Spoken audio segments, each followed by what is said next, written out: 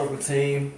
What is up for the night? What is up for the night? I hope y'all had a good day. I hope you had a good morning. Overall, I hope you had a good day. Tonight, here we go. He came out with a new one today. I just seen it. Tonight, ladies and gents, we are going to be watching 3 scary true stories that happened while watching MR.NIGHTMARE. He came out with this today, and I say, yes, we get to watch some MR.NIGHTMARE tonight. So, we're gonna go ahead and dive right in it while I got my popcorn. Oh, bro, there's some ranch on this popcorn, bro. If you put ranch on popcorn, not actual ranch, but like the seasoning, if you put ranch on popcorn, that shit is so good, bro. My mom put me on game. Anywho, don't forget, to always share, like, and subscribe to the channel. That way you won't miss anything that I post daily. I almost forgot what I said. I'm just so ready to get into it. Let's get into it! This is an interesting topic that a lot of you have been requesting for a long time, and I've gotten a lot of stories sent to me that happen to people while listening to my videos. Also, you can listen to all of these stories, plus a few exclusive ones on Spotify, Apple Music, and Amazon Music by clicking the link in the description. Story 1 by Joey. When I was 15 years old, I would sometimes sleep over at my friend JT's house. He had this cool loft bedroom that was its own floor and was attached to the attic through another half flight of stairs. When we were even younger, we used to have big hide-and-seek games in his house with our other friends and his brother. JT grew up in this big house with just his mom and his brother. His dad has always been rich, and after his parents divorced, he still paid for the house for the 3 of them to live in. His mom was the kind of 40-something-year-old woman to go into town every night dressed in overly tight white pants and such. When I was 14, 15, I didn't really realize what she was going out and doing all the time, but it meant he usually had the house to himself weekend nights. This was one of those nights. We smoked a bit of weed and played hours worth of Super Smash Bros. Then when it got later, we decided to watch some MR.NIGHTMARE videos, ironically. We were on our 3rd video, Pizza Delivery Horror Stories. This, funny enough, made us want to order a pizza, so we called one of the only pizza places around us open past 10 and ordered a pie.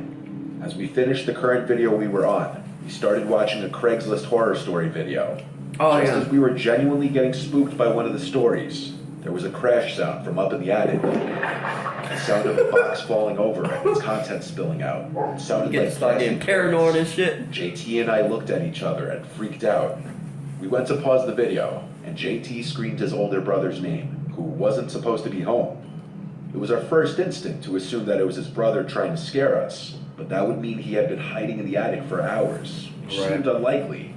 Given we were already watching scary videos, this only made the situation even more unsettling. JT went up the 5 carpeted stairs towards the little attic door and opened it. He flicked on the attic light and went inside as I stood behind watching. He immediately said he saw what it was. It was a box full of Hot Wheels cars that fell and spilled out a bunch of the cars. He left it as it was and said he'd clean it tomorrow. He left the attic and shut the closet door. Right around that time, the doorbell rang, causing us both to jump again. I guess we were both just really tense given the vibe of everything in the past half hour. We went downstairs to pay for the pizza and grab plates to eat and stuff. We started eating in the kitchen and planned to bring the rest of the pizza back up to his room. While we were downstairs, though, we actually heard a sound from upstairs, like in the attic.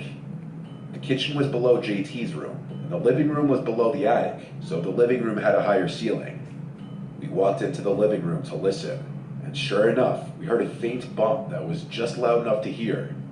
We again looked at each other with wide eyes. JT said there might be an animal in the attic, because he'd seen YouTube videos where raccoons somehow crawl through a hole in the roof.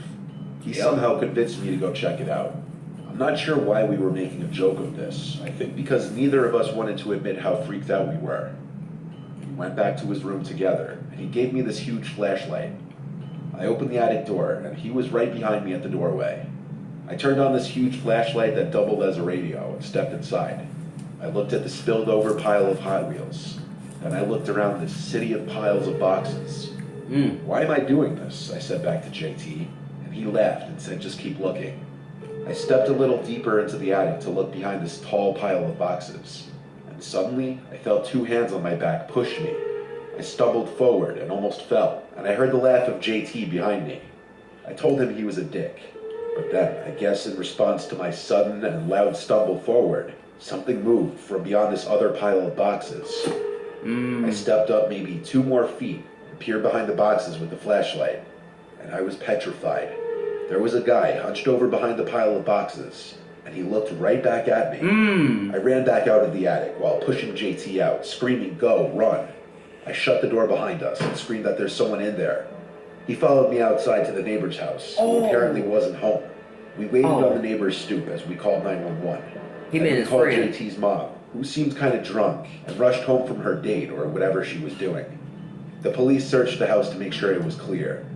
The back door was left wide open, indicating the man escaped through there and likely climbed one of the fences to a neighboring yard. My mom called the insurance company and everything too the next day, but shockingly, it seemed like nothing was stolen. Nothing important, at least. The man, from what I briefly saw, looked like a young guy, maybe in his early 30s. He had short black hair and facial hair. I was just glad this wasn't my house, because I wouldn't be comfortable sleeping there for a long time. I know JT was scared to sleep in his room for a long time after that. Yeah. Shit like that, dude. Yeah. Katie Larson. Yeah, shit like that, dude. Makes you so uncomfortable that you I don't was want on to a sleep road there. trip to Las Vegas one night to meet my friends for a music festival. I was on Interstate 15, which is mostly just desert the whole way to Vegas.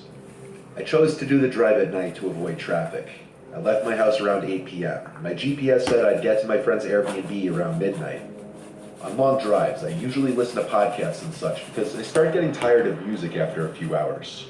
I started listening to MR.NIGHTMARE stories to pass the time, as they made the time seem to go quicker. Given that I was having a road trip, I listened to the road trip themed stories. About 3 hours into the drive, My mom I and I had used stopped to for do that gas. often. So I added a detour to the route on my GPS, and it showed me where to get off for the closest gas station. It was a few miles away. I got off the next exit ramp into some sketchy-looking area. There were a few houses, then just desert. It was such an odd place for a few houses to be. I pulled up to this generic gas station, the only light source to be seen for pretty much miles. There were only 4 pumps total at this little station. I pulled up next to the one closest to the door to the inside. I went inside to pay the worker for the gas and buy a couple snacks. Not to use a derogatory term, but the guy working there seemed like kind of a hick. He had an unkempt, stained-looking beard, some dirty red trucker hat on, and the way he spoke was kind of creepy. But out here in the middle of nowhere, I didn't know what else I really expected. Man, He tried making you'd be conversation surprised. with me, asking where I was from. That struck me as him realizing I'm not from around here. Yeah. I told him I was from Cali. I asked him if he gets a lot of customers here. Kind of a weird question on my part looking back, but whatever. He said not really, not my kind at least. Then he gave me a gross smile. I had no idea what that meant, but it sounded off-putting and like a Danger. creepy flirt. The man then looked out the window Stranger toward my car danger. and said, "Is that your friend?" I looked outside and got a glimpse of someone walking quickly into the darkness. Yeah. Looked like they were just by my car. Oh, it's a setup. I said, "No, I don't know them," and asked the cashier what that guy just did.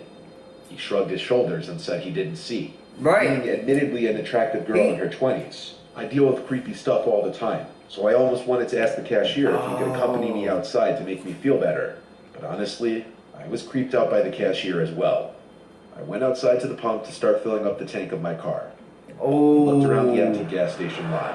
There was just a humming from one of the lights of the canopy above me and the sound of the cold night breeze. There were no cars or lights as far as the eye could see. Where did that guy go? And what was he doing? I looked at the window of the gas station shop and saw the cashier standing there, looking directly at me. I wondered if he was doing it to make sure I was okay after that sketchy person ran off into the darkness. But that thought was See, I feel like he's He part of started it. waving at me slowly. It was disgustingly creepy, and I wanted to get out of there. I paid for $40 worth of gas.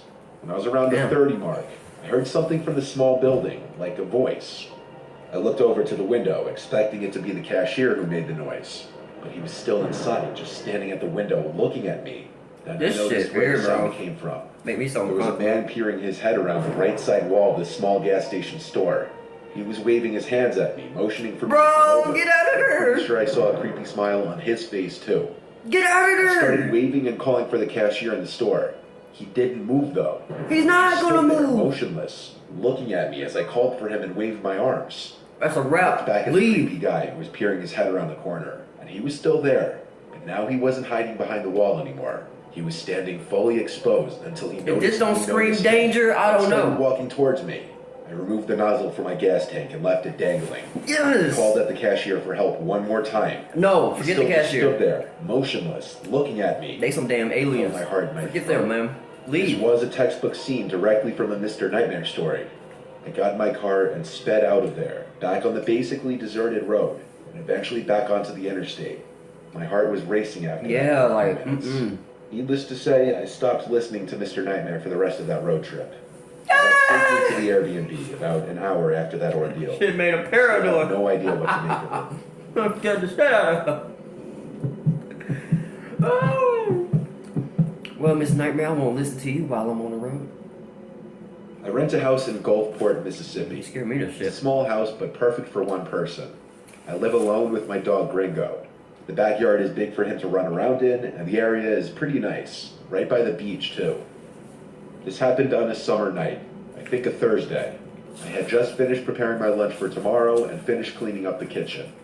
Before going to sleep, I laid in my bed, and ironically was actually watching Mr. Nightmare videos. I always like to think these videos would help me know what to do in a worst case scenario situation, like a home invasion or anything of the sort. Sometimes be dumb I'm as sure a lot hell. of people feel that way.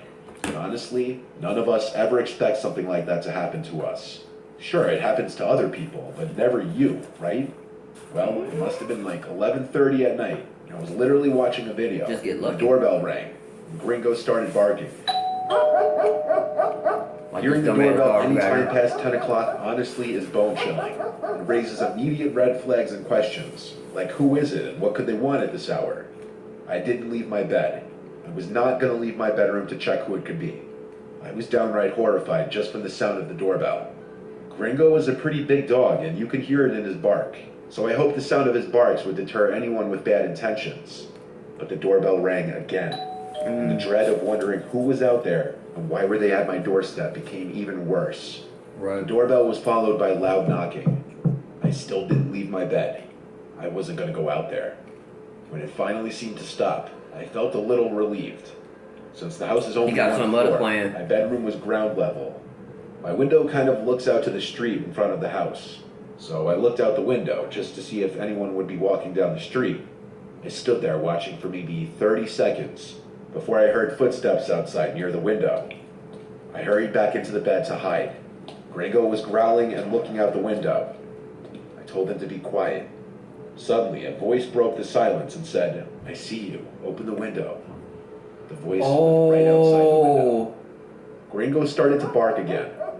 I still did not look. The guy outside my window said, "Hey, doggy." Gringo was going crazy. I couldn't realistically keep pretending to be asleep.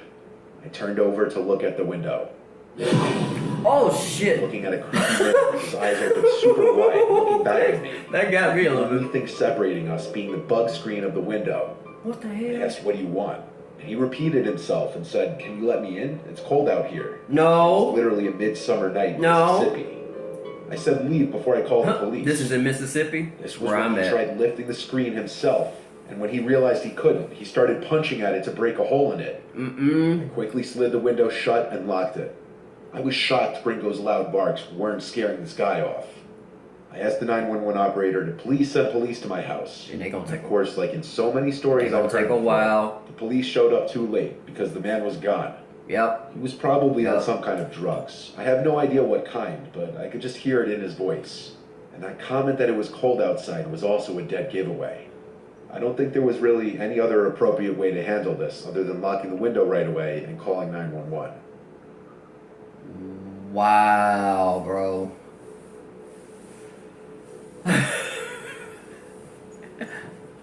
That made me jump a little bit, didn't it? Y'all shouldn't have saw that. That shit wasn't scary. It just, I don't know. It was just a damn jump scare, and it got me. All right, yeah, that was pretty. I mean, look, I don't watch. We used to watch Mr. Nightmare on the road whenever we're going like towards work or anything like that. We used to always kind of watch Mr. Nightmare a lot, but we don't really do that shit anymore. So I still watch it now on the road, but as you can see, I still watch it with you guys. So other than that, you know, hey, shit like that can happen. You get paranoid and shit. The story that you watch, you start getting paranoid, hearing shit in the house. Cause I told my mom, I told her one time, I'm like, you know, if I'm here by myself or something, you know what I mean? If I'm here by myself, I can watch this shit by myself. I can watch it literally alone, and it doesn't scare me. I don't get paranoid and shit. And she was like, honestly, how you can do it?